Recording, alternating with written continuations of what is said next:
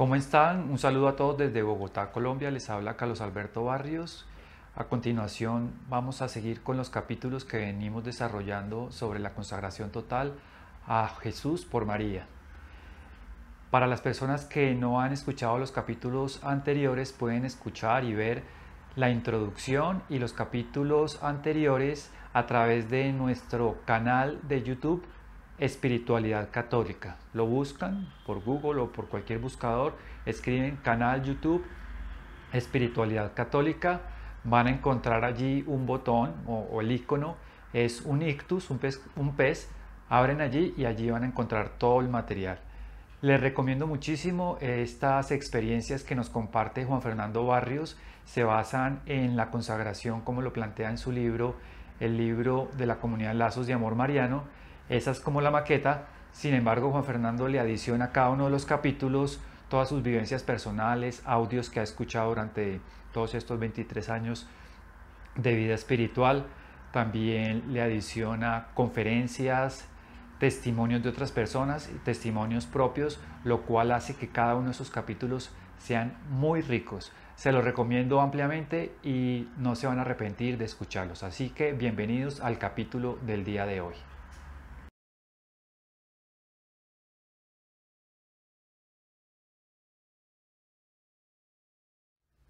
Ave María Purísima. Vamos llegando ya a la lección número 22. Felicitémonos porque hemos sido perseverantes y hemos seguido avanzando. Ya el recorrido ya es cada vez más corto y estamos próximos a esa meta, que es entregarnos totalmente al Inmaculado Corazón de María para que ella nos lleve a Jesús. La lección de hoy es la número 22, como digo, y se denomina las falsas devociones a la Virgen.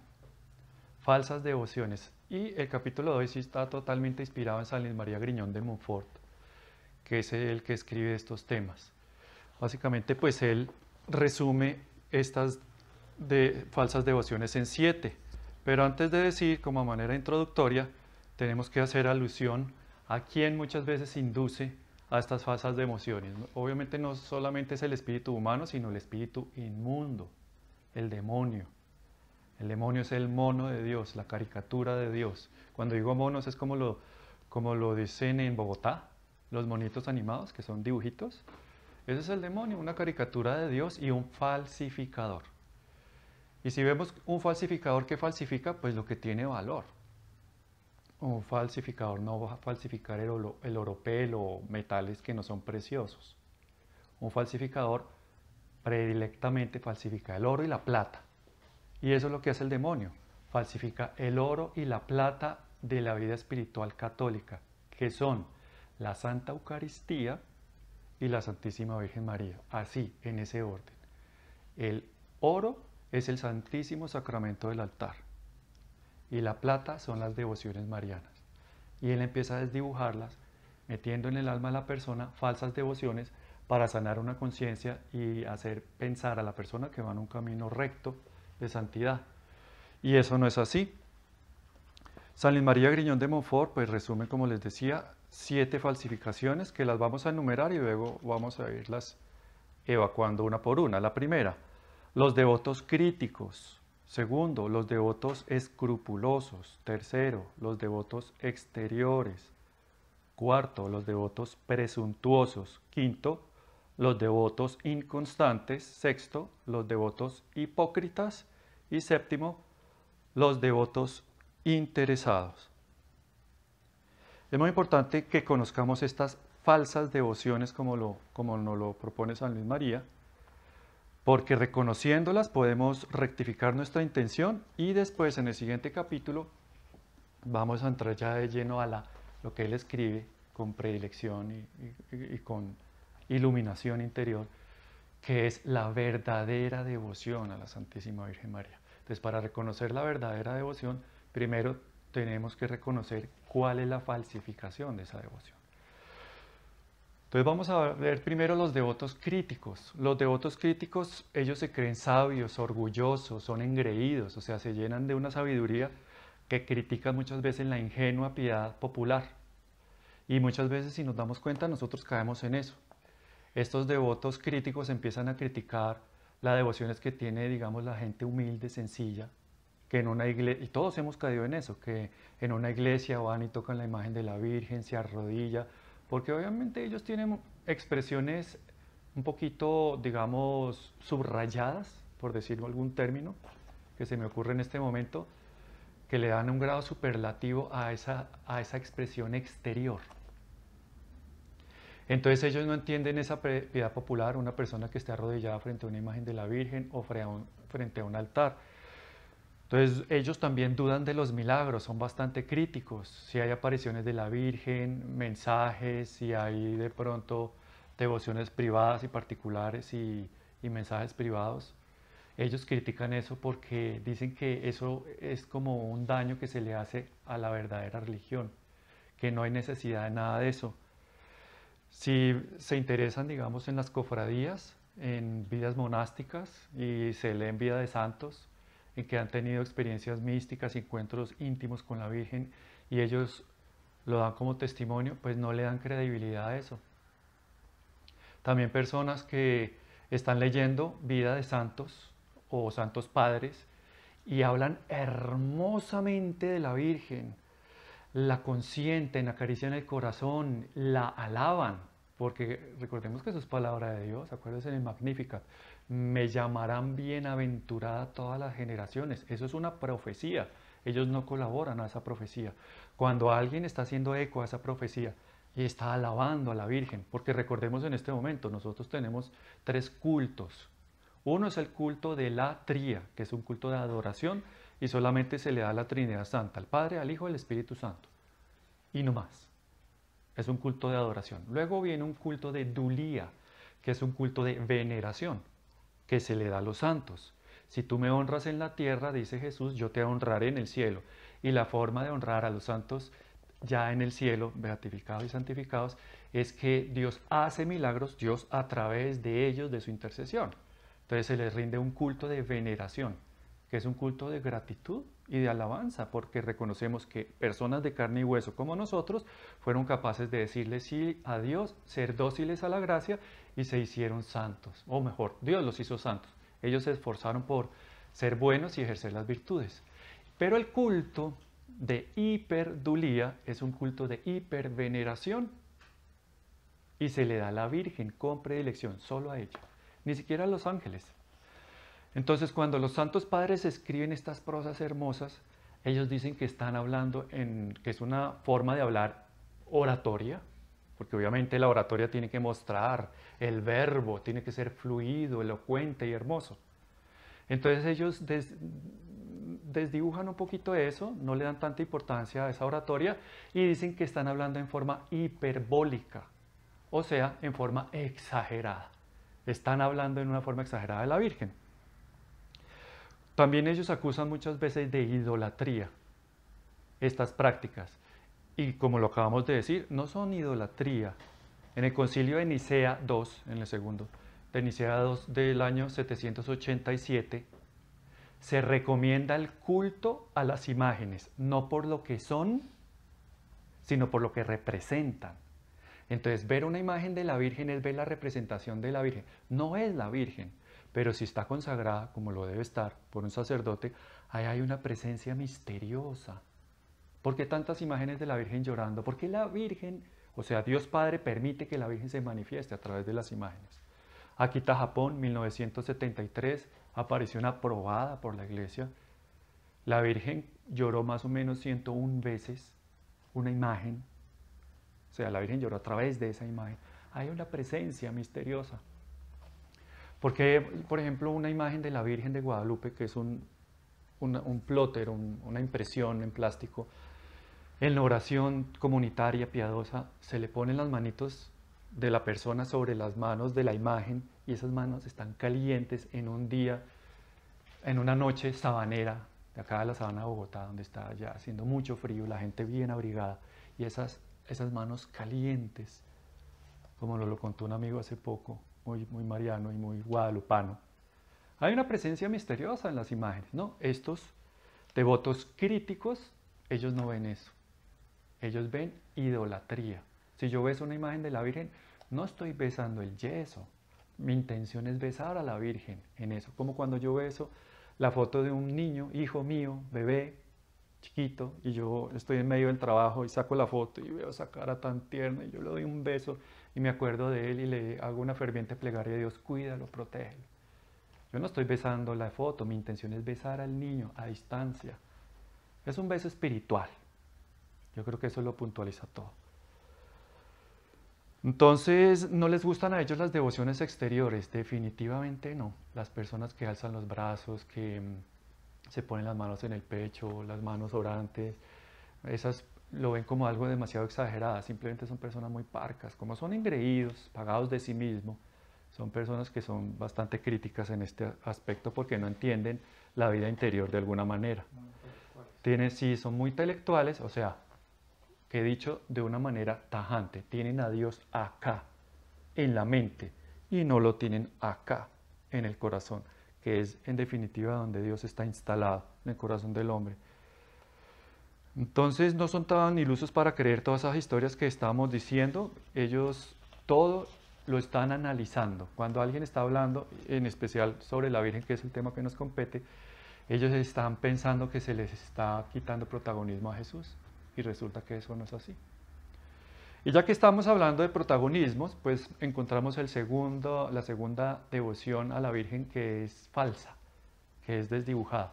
Y son los devotos escrupulosos. Los escrupulosos tienen eso que estábamos diciendo, piensan que honrando a la Virgen le están quitando honor y gloria a Dios, a Jesús, o lo están deshonrando. Y en eso sí que caen los hermanos separados. Por alguna razón intelectual incomprensible, ellos están pensando que entre más atacan a la Virgen y más la ofenden, más le están rindiendo honor y gloria a Jesús. Y pregunta, ¿a quién le gusta que le hable mal de la mamá? A nadie. ¿A Jesús le gusta que le hablen mal de su mamá? ¿Que se la traten con insultos, que rompan sus imágenes?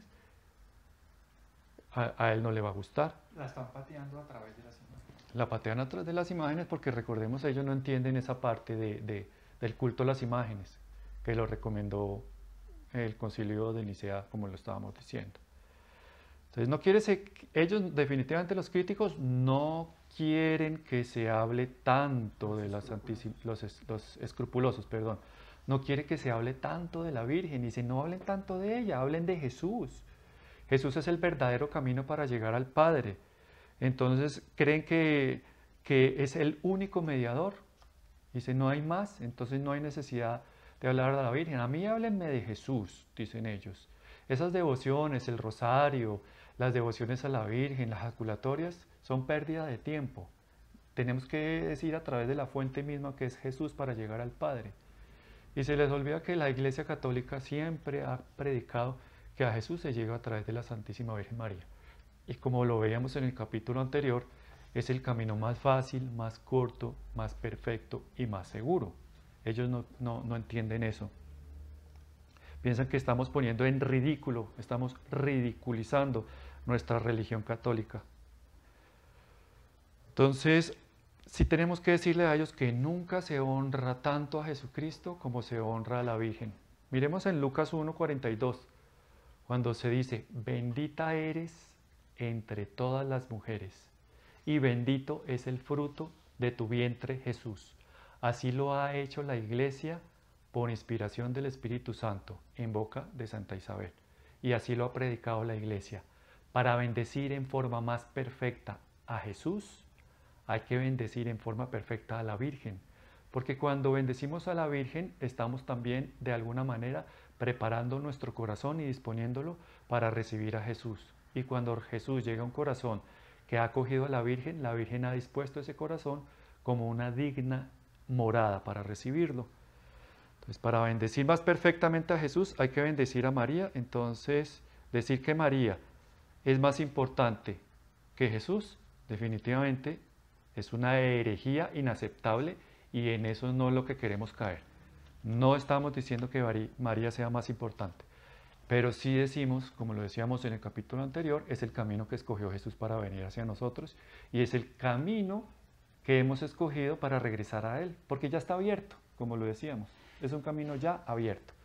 Entonces, a través de la Virgen llegamos a Jesús. Entonces, para finalizar esto de los devotos escrupulosos, repitamos esa segunda parte de la primera parte del Ave María, repitámoslos todos. Bendita eres entre todas las mujeres y bendito es el fruto de tu vientre, Jesús.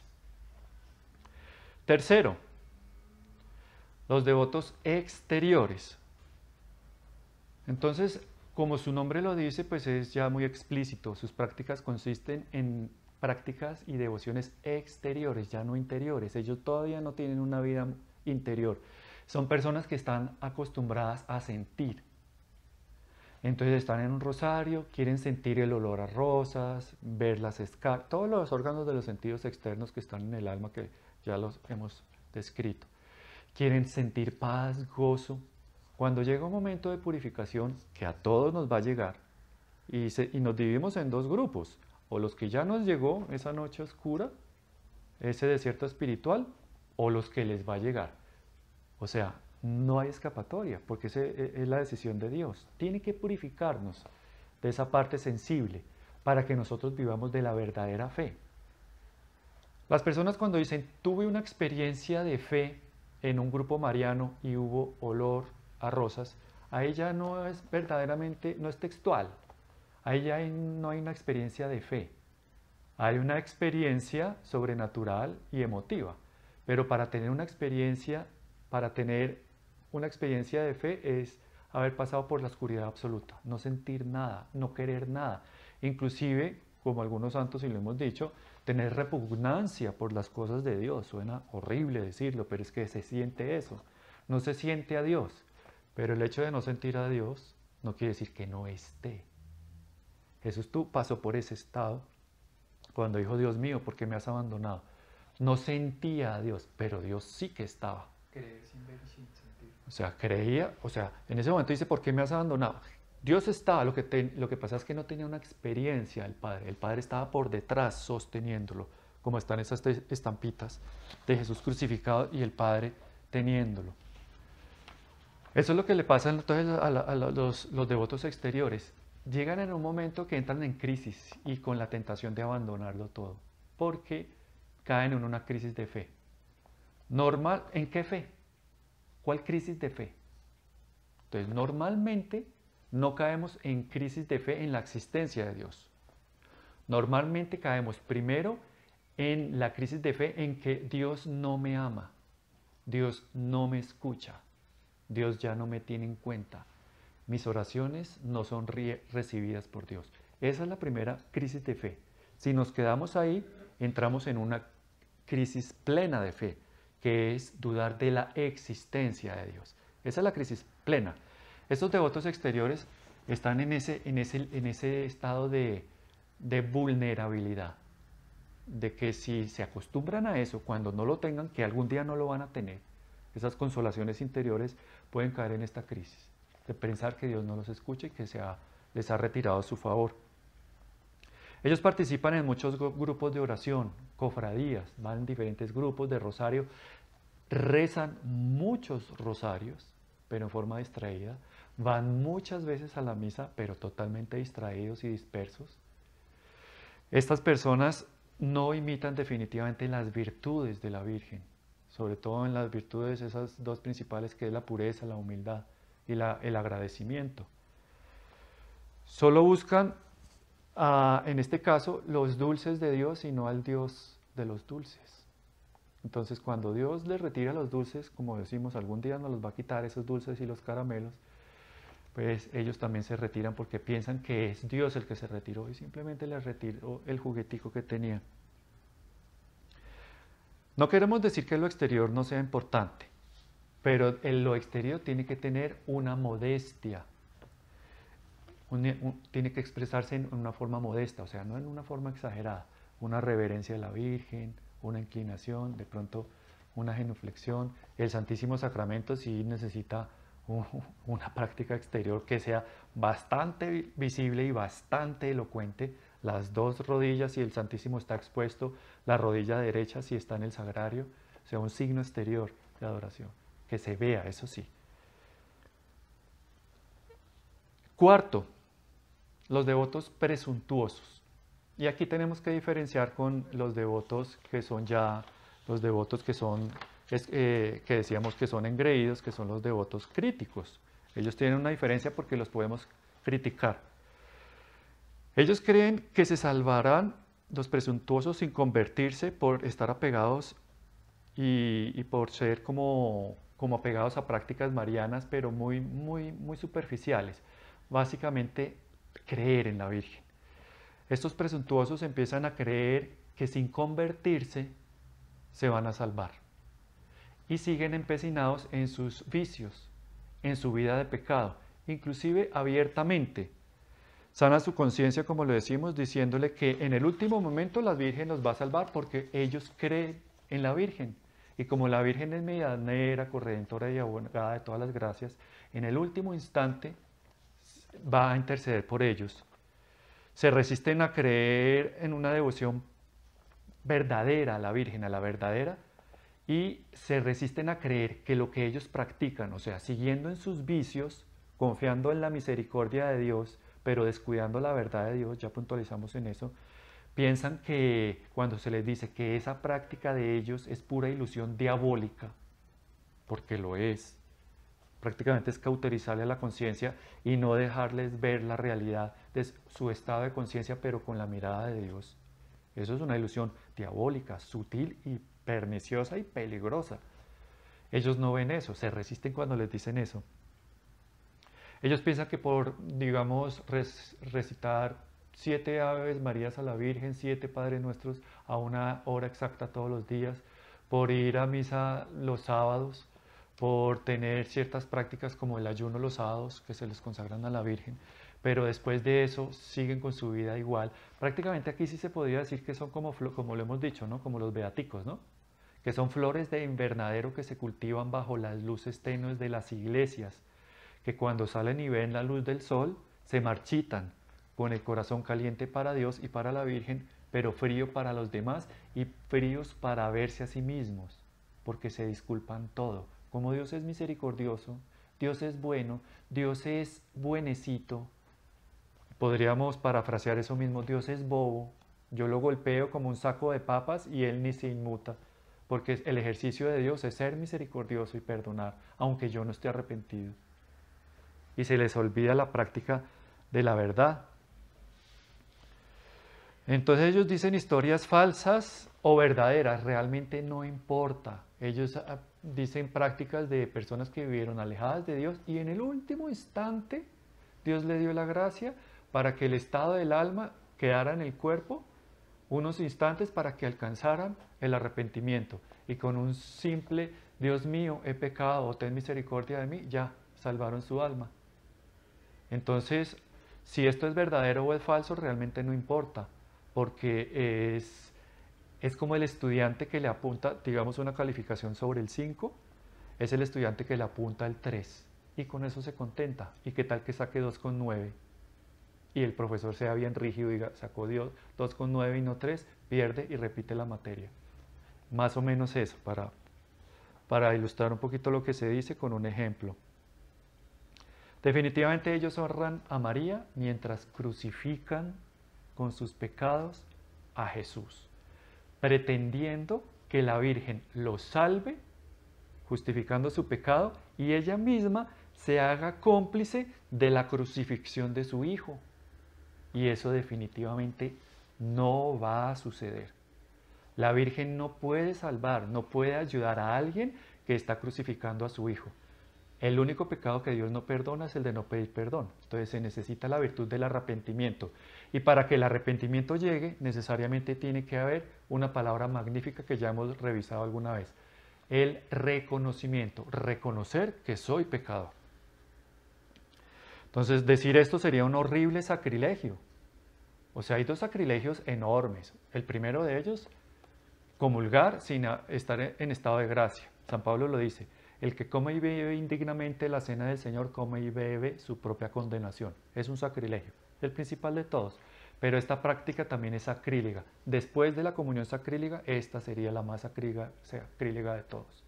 Llevar una vida pecaminosa y que no me importe porque es que, dicho sea de paso, hay que resaltar eso, que los devotos presuntuosos no les importa que lleven una vida de pecado, malediciente, blasfema muchas veces, y de espalda a su prójimo, porque se creen devotos de la Virgen y que ella en el último instante los va a salvar. Y para finalizar este punto, tenemos que tener hoy en este aspecto, sí necesariamente tener en cuenta que para ser devotos de la Virgen no necesitamos ser santos. No necesitamos ser santos. Definitivamente no. Jesús vino por los pecadores, por los enfermos. No vino por los justos, los santos y los que están sanos. Y lo mismo la Virgen. Y en definitiva, quien más necesita amor es aquella persona que, digamos, es menos indigna de recibir ese amor. Menos digna. Menos digna de recibir ese amor, perdón, sí. O sea, hay que darle amor a estas personas en el sentido, y a todas las personas que están lejos de Dios, no porque lo merezcan, sino porque son las que más lo necesitan. Vamos entrando ya entonces a la recta final, que son los devotos inconstantes. Este es el punto número 5, dijimos que eran 7, recta final entonces de la meditación de esta lección. Los devotos inconstantes son los devotos que honran a la Virgen pero a intervalos. Hay una época que están muy fervorosos, entonces empiezan a rezar 3 rosarios diarios con piedad, van a la misa todos los días con piedad y reverencia. Luego empiezan a venir las vicisitudes de la vida, empiezan a venir los momentos en que empiezan a haber desiertos espirituales, crisis familiares, económicas, sociales, afectivas. Y estas personas empiezan a desanimar y empiezan a abandonar la práctica. Muchas veces se dan cuenta que entre más rezan, vienen más contrariedades, pero se les olvidó que el devoto de la Virgen tiene que estar dispuesto a cargar la cruz, y lo que tiene que pedirle a la Virgen no es que le quite o aliviane el peso de la cruz, sino que robustezca su espalda. Ya lo dijimos en la práctica pasada, que es el camino más fácil, y es paradójico porque es el camino que tiene más cruces, el seguimiento de la Virgen.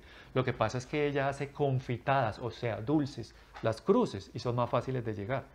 Pero cuando ellos no entienden eso, por eso siempre lo tenemos que decir, lo más práctico es una buena teoría. Saber estas cosas es reconocer que Dios le da las batallas más fuertes a sus devotos más fieles, o sea, a los de la Virgen. Son los que les da. Entonces estas personas que son inconstantes tienen una falsa devoción y se pueden desanimar. Ellos se meten a grupos marianos y luego son desanimados, se desaniman y no se comprometen con las normas. Por lo general todo grupo tienen unos lineamientos. En nuestro grupo la espiritualidad es de esta forma y los invitamos, porque siempre es una invitación amorosa, a que tengan estas prácticas. Ellos tienen que reconocer que definitivamente no tienen que llenarse de muchas prácticas, sino que tienen que ser pocas pero muy constantes. Porque vale más hacer poco pero con mucho amor que hacer mucho pero con poco amor y lleno de soberbia y de orgullo. Si nos damos cuenta, los devotos inconstantes, como es se desdibuja una verdadera piedad a la Virgen, están poniendo mucha fuerza humana. O sea, están centrando la fuerza en ellos. Y se sienten de alguna manera que pueden caer en el orgullo.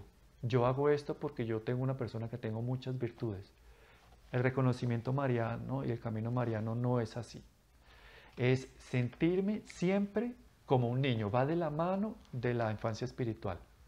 Yo soy totalmente dependiente de mi madre. Si ella me suelta, yo me pierdo. Si ella me suelta, yo me caigo. Si tengo esta perspectiva, no voy a ser inconstante. Ella siempre me va a dar la constancia, el ánimo para seguir. Sexto, los devotos hipócritas.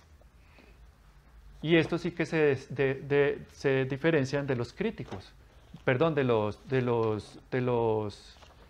devotos que tienen una práctica presuntuosa. Si decíamos que los devotos presuntuosos son abiertamente pecadores y no les importa porque se justifican a sí mismos y se amparan en una devoción mariana, Estos devotos hipócritas son pecadores solapados y esconden sus pecados. Ya no son abiertamente pecadores, son ocultamente pecadores.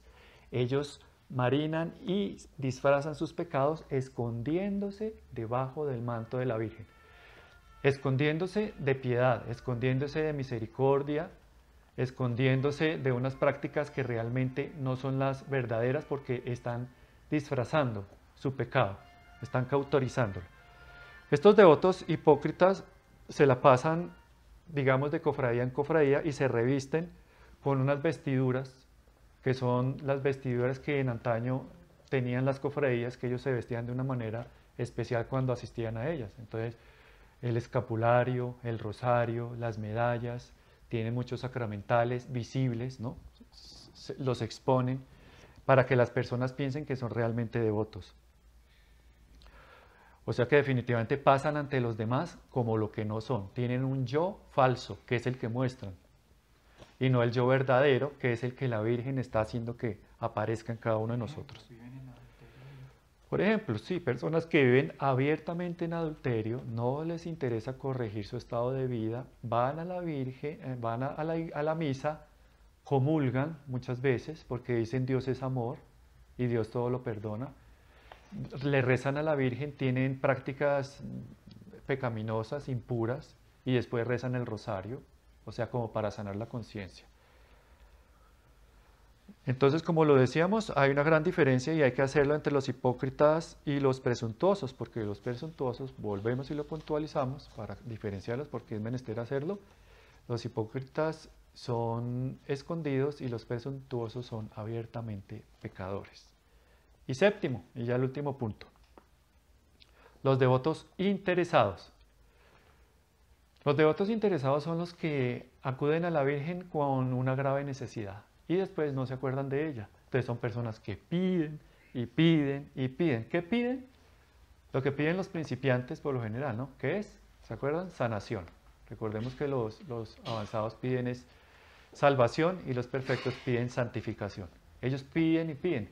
Piden la sanación de un hijo, piden un nuevo trabajo, piden una ayuda económica, piden por el matrimonio que está tambaleando, piden cosas temporales y pueden pedir también cosas espirituales, pero sobre todo como se ve, ¿no? Las filas para pedir auxilios temporales es inmensa. Las filas que acuden para pedir ayudas espirituales es más reducida, la mitad o menos, y la fila que asiste a esa fila para pedir que se cumpla en uno la voluntad de Dios es de 1 o 2 personas. Esa es como la proporción para poner esa analogía. Entonces ellos están en la fila, por lo general larga, la grande, que piden y piden, y no se cansan de pedir y cuando ya no saben qué pedir, pues se les olvida que lo mejor que nos ha dado Dios, el mejor regalo, ha sido la Virgen, sin que se lo hayamos pedido. Nadie le pidió a la Virgen. Él lo hizo por voluntad propia, porque es el tesoro más dulce de su corazón y se lo entregó en la persona de Juan. He ahí a tu madre, hijo, he ahí, hijo, he ahí a tu madre, mujer, he ahí a tu hijo. Nos lo dieron, es el principal regalo, de gratis, sin pedirlo, como hace Dios. Cuando nos da lo más excelso y lo más sublime, no se lo hemos pedido y se les olvida eso. De lo contrario, pues entonces no se acuerdan de ella, si no tienen necesidad, si la vida va bien, mullida, plácida, tranquila, no se acuerdan de la Virgen, no se acuerdan de agradecer. Esa palabra no está en su boca, solo está la palabra pedir. Entonces, como conclusión, ya estos son los 7 aspectos, pues concluyámoslo y para ser un poquito más ceñidos ya a lo que dice San Luis María Griñón de Montfort, pues revisémoslo. Pero antes de que lo diga, no quiere decir que todo lo que hemos dicho es que porque nosotros somos perfectos y somos los supermarianos excelentes. ¿Que por qué nosotros qué?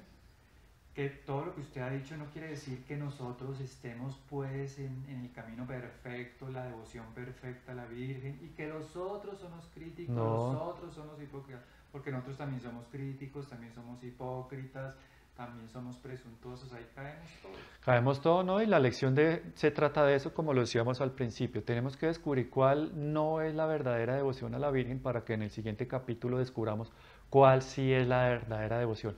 Entonces, yo me vi reflejado en casi todos, en los que están acá. Hablo a título personal, no puedo hablar por nadie más. Por eso es que estamos en esto, por eso es que estamos haciendo esta consagración, porque realmente nos estamos dando cuenta, ya cada vez que profundizamos más en el misterio de la Madre de Dios, que nosotros no tenemos una verdadera devoción. Y eso es lo que estamos buscando y ese es el punto de llegada. Que el punto de llegada a su vez va a ser el punto de partida. Cuando lleguemos al punto de llegada, que va a ser la consagración a la Virgen, va a ser el punto de partida de la entrega ahí sí definitiva y total a Jesús, como lo hizo la Virgen. Como lo hizo la Virgen. Conclusión. Entonces, pongamos pues suma atención a fin de no ser, como lo decía Carlos Alberto, de este número. Si lo somos, y como hemos reconocido que muchos de estos aspectos sí lo somos, tenemos que rectificar nuestra intención. Entonces, no seamos del número, de los devotos críticos, que no creen nada, pero todo lo critican. De los devotos escrupulosos, que temen ser demasiado devotos de la Santísima Virgen por respeto a Jesús. De los devotos exteriores, que hacen consistir toda su devoción en prácticas exteriores. De los devotos presuntuosos, que bajo el oropel de una falsa devoción a la Santísima Virgen, viven encenegados en el pecado y no buscan salir de él. Esa palabra encenegado quiere decir como metido en el vicio, encenegado. Como metido en la ciénaga, que es como un agua... Exacto, enraizados en los puros vicios. De los devotos inconstantes que por ligereza cambian sus prácticas de devoción o la abandonan a la menor tentación. De los devotos hipócritas que entran en las cofradías y los grupos de oración y se visten con la librea de la Santísima Virgen María para hacerse pasar por santos. La palabra librea significa como una especie de uniforme de una cofradía, como lo decíamos anteriormente. Eso se llama librea, vestirse de un chaleco rojo o de un buzo con un emblema a lo que pertenece. Entonces yo me pongo ese emblema y yo ya soy más santo que los demás. Eso se llama librea. Y finalmente de los devotos interesados, que solo recurren a la Virgen para librarse de males corporales o alcanzar bienes de este mundo. Tarea práctica, como es costumbre al final de cada lección.